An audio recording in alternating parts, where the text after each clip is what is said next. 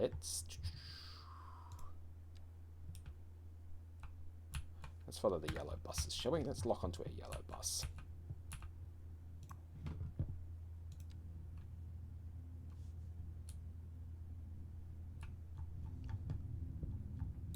I think I'm right next to the Hadron Collider, sorry. Hadron Collider. There goes another short.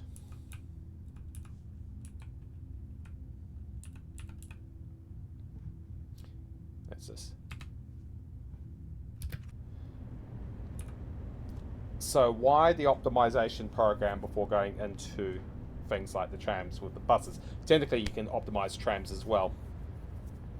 Well, two reasons. First of all, it's eking out. Remember, when you're going from one mode to the next mode and upgrades, you're upping yourself in terms of capex cost, time, and opex cost. So you got to make sure you're getting the best out of your existing first before you go up to the next mode, as you saw on optimizations 1 and 2, parts 1 and 2. We had a utilization rate of line usage of over 50%. We've got it back down to the 30s because we've managed to get the buses flying more efficiently, which ironically they're also carrying more people. And in doing that, they was upgrading intersections, laying down more bus lanes as a train, increasing to the near maximum amount of buses we've got available, and just getting rid of bottlenecks in the existing system.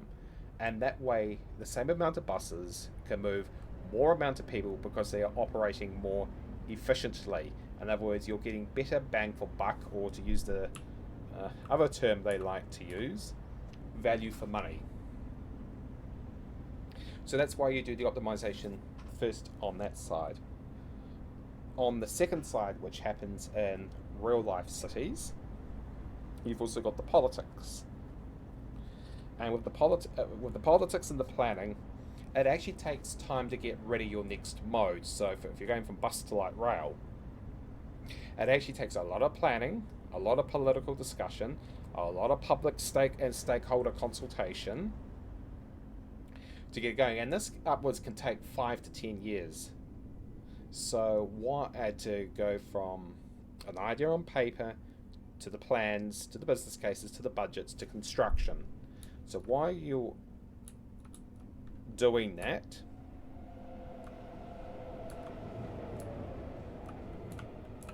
you might as well optimize what you have already and get the best you can, because it's still got upwards of another decade to go of usage left. Otherwise, what you will do is you will put the stakeholders, the public, and your financier backers off very quickly, and you can risk the whole project literally being shit-canned. So that's why you optimize. One is to get value for money and get more out of your existing system, as we did in parts 1 and 2. And with parts 3, and as we're going to see with part 3 today, it's also a case of getting the best out of your existing system while you prepare for the next one, which can take a long time. Now, in City Skylines, I have the luxury of one. I don't need to listen to the public. I don't have any political considerations to worry about. I don't have any money considerations to worry about. I can just literally pause the game, do the upgrades, and I'm done. But I'm not. It wouldn't work for the sake of this video now, would it? It would be a very short, sharp, sweet vid. But that's what happens in real life. Is the system has got to look after itself. Those visualizations are still set to trains. That is really bad. So while you're getting ready for the next mode, so you go from bus to light rail to metro, or heavy rail, you got to use what you've got first. Now, the other question is, can you widen the road corridor for optimization? Well, you can, but it gets very expensive again, because you're going to have to do, if I was to widen this corridor to 4 lanes, it's going to cost me in property acquisition, which costs me even in City Skylines, or technically it refunds me, but it would cost in property acquisition, both politically, finance. this corridor, so basically you've got to use the corridor you've got. Now, this corridor here can be 2 lanes or 3 lanes, so a 2 plus 1. Now I can add an extra lane, a general lane, inside the existing corridor, but it is likely to get congested. That said, adding an extra lane makes great for turnouts, as we're about to have here.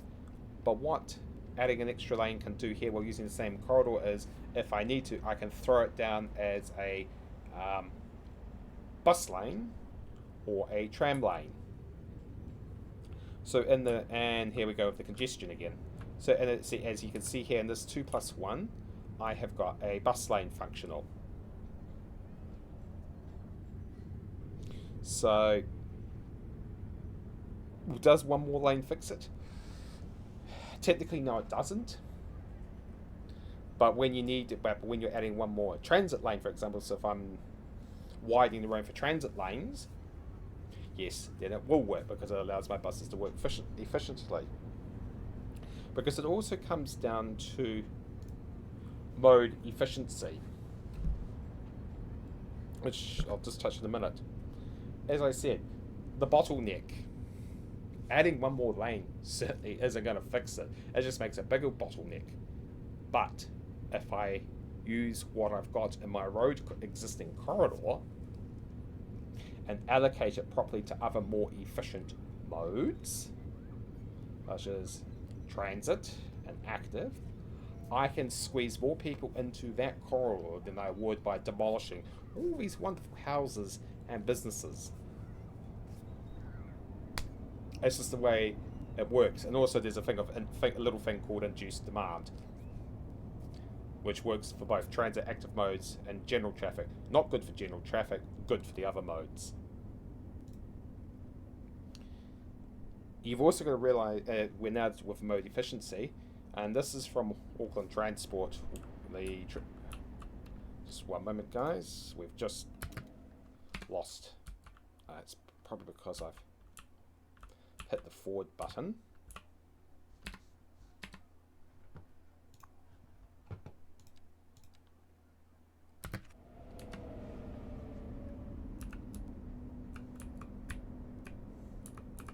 So, mode efficiency.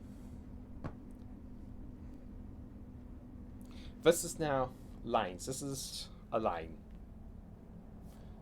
1,800 people now in a car. Mixed use, so what we've got here, this is mixed use. There's no dedicated transit lanes. 2,800. Cycle lanes, which is missing from this game at the moment. 2,800. Bus lanes, which you see in optimisation videos 1 and 2. 8,000. Footpaths, 9,000, and transit. So this is separated transit ways, which you're going to see when I go back over to the main city. 25,000 an hour. So if I want to improve this corridor, I would do it as a 2 plus 1, get the parking out of here.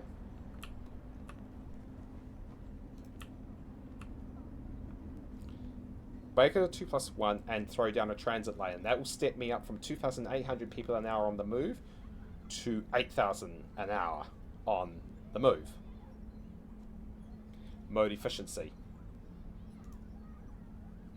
Again, that's how much it takes to move 50 people by car versus how much it takes by active modes. So I'm not having to do big wide corridors.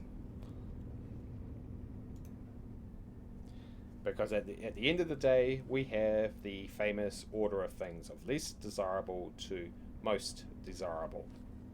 And this is what you're trying to achieve. This is why you'll see me do walkways connecting up the urban islands and everything.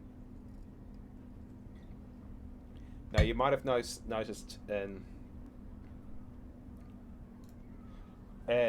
2 that I did add general lanes. I did, for coming off a highway.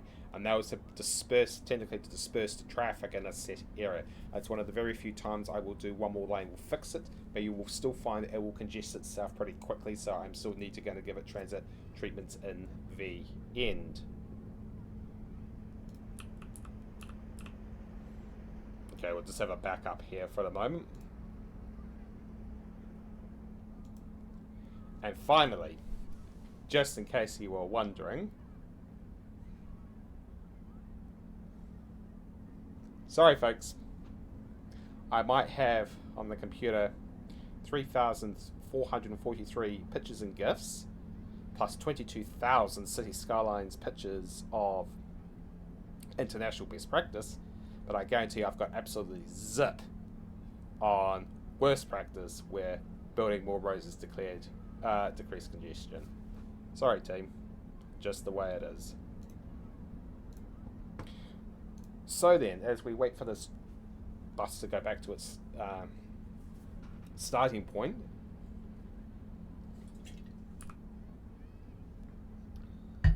what we're going to do is first, next we're going to, before I do the tram line, I just need to move a residential signature building that's causing a problem in the parking lot, which is fouling up bus line 4 and 5.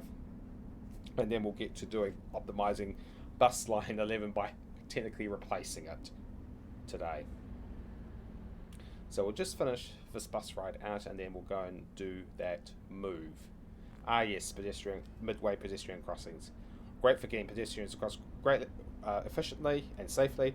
It also act as nice brakes going into roundabouts, especially if they've got traffic signals on them.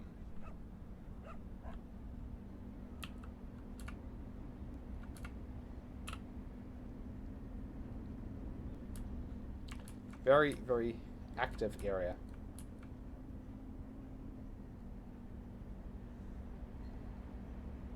This area, so Milldale and Ravenwood, Bourne,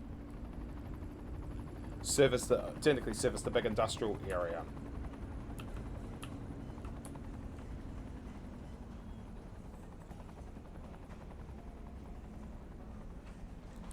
Ooh, good old fashioned.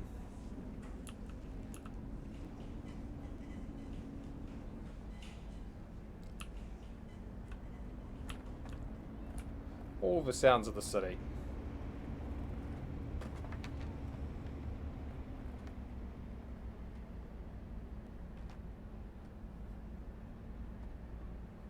He'll pull into here. Oop. Ah, this is where you really need TMPE.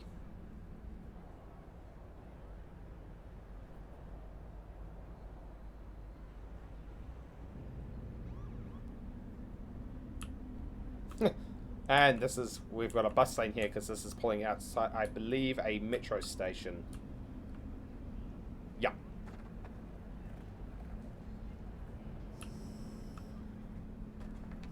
So we'll leave him there because I'll head back out. You can hear the train take off, or the metro train take off.